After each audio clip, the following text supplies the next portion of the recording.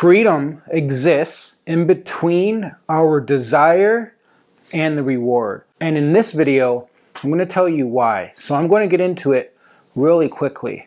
Our freedom exists not when we are constantly craving our object of desire, nor when we have our object of desire in our possession. Freedom lies in between. And what I mean by this is if we break down the conditioning of human response, how a trigger or a cue in our environment triggers a craving for something that we desire.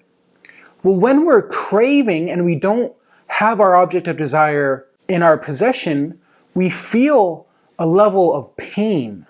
And this level of pain is because desire, motivation, and pleasure all tie into the molecule, the neuromodulator known as dopamine. When we are triggered by a cue in our environment, we crave some form of pleasure, some form of stimulation, and when we don't immediately have it, we feel uncomfortable.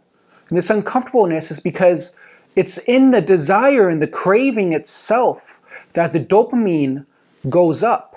As soon as we desire something, as soon as that cue triggers a desire, we have a spike in our dopamine. So the dopamine goes up.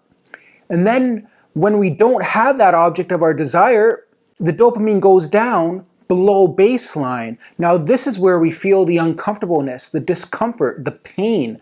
And this can be described as craving. So once we get that reward, our dopamine goes back up to baseline and maybe to a smaller peak than when we initially craved the object of our desire. We're not free when we're on either end of this spectrum. When we're desiring, craving, and when we actually have the reward, the object, that's not freedom. We're actually slaves to a conditioned response. So when we have a stimulus, we have a reward, our actions and our behavior is dependent, the reward is dependent on the stimulus.